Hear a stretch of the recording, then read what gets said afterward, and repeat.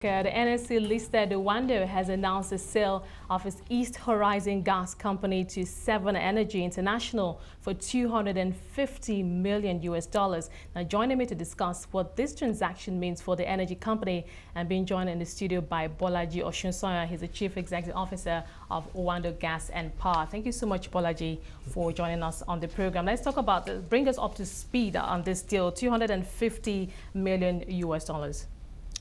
Oanda Gas and Power is set up to build critical infrastructure and create competitiveness for its customers. We did an intervention in Calabar for the industries in Calabar about 3 years ago, and we've since then sold that shares in that company to Seven Energy. We're selling this because we think it's stable, and we think Seven Energy has what it takes to assure sustained supplies of gas in that zone. The idea is to use the proceeds of that sale to get onto more impactful opportunities in the gas and power space in Nigeria. Could you be more specific about these opportunities? Because I'm thinking shareholders, of course, they want to know what there are several that we're pursuing. As you know, we were awardees of the Central Processing Facility. Ourselves and NAOC and NNPC are trying to build a 800 million SCOF CPF in the central area in Nigeria. We're also looking at the Extravos Ibadan-Ilorin-Jeba pipeline, which is a 400-kilometer pipeline in the southwest of Nigeria. And we have pilots compressed natural gas offering, which would help industries not too close to the grid to get natural gas quickly. So we have several projects in that bank that we're trying to develop quickly. Okay, with all the several projects that you have in the pipeline, many of them are looking good, and obviously you're going to spend, I assume they're capital intensive. But I'm also thinking about the policy environment. What are your expectations in terms of how policies of government will play out this year, particularly in the oil and gas sector? Remember, we still have the pending PIB. Well, PIB continues to pend, but in the gas and power space, I think we've made significant progress since the Nigerian Gas Master Plan process, and since the series of regulation that we've put in place to support the gas and power space. We've seen significant progress. The only requirement now is support for infrastructure development in the gas and power space. And what is left is probably credit enhancements to make the commercial arrangements in that zone a little more bankable. I think that's what we need. So we need partial risk guarantees to make project finance in the sector very simple and very easy to access, so that we can also attract international capital. And luckily, we have a window now that everybody's looking towards Africa and towards energy. Okay, what challenges do you see ahead? And as we go into the new year, all the projects that you have in the pipeline, I mean, they're good, they're capital intensive, and obviously they're meant to, at the end of the day, when all is said and done, trickle down to your bottom line. So what challenges do you see, and do you have plans to surmount that?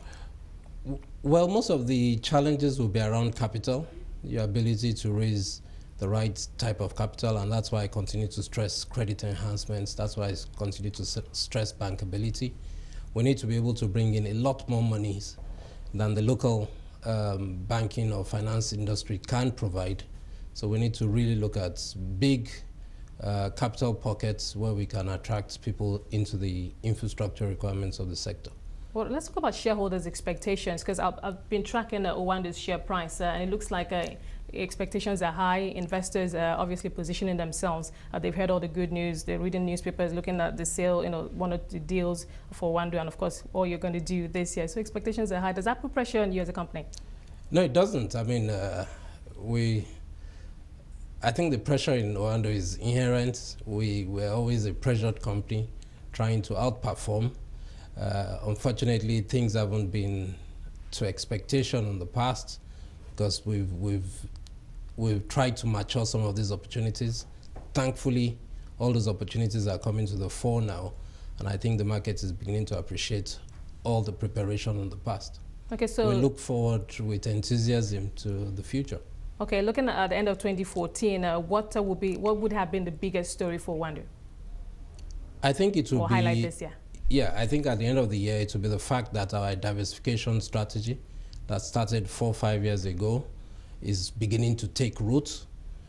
We expect that we would be a significant player in the upstream, which is where we're heading largely, and we'll keep the other parts of the businesses, the midstream and the downstream, pretty much on track, holding forth as we deepen the E&P side. Now, some people might get nervous, when they hear that, as a local player, you're looking to spread your tentacles, as it were, in the upstream sector. We know a lot of IOC international oil companies have sold off their assets in the upstream. We still have the issue of pipeline vandalism. We still have oil theft and all of that.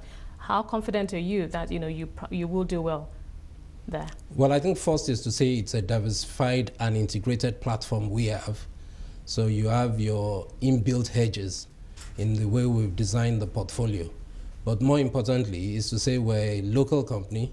We think some of these challenges require just being there and putting your mind to the issues. Even the security issues are not unsurmountable. We have to be very pragmatic in the way we approach them, and I think we would find solutions to them. All right, thank you so much, Bolaji, for bringing us up to speed on that deal, and of course, all that Oando will be doing this year going forward. I've been talking to Bolaji Osunsanya. He's the CEO of Oanda Gas and Power.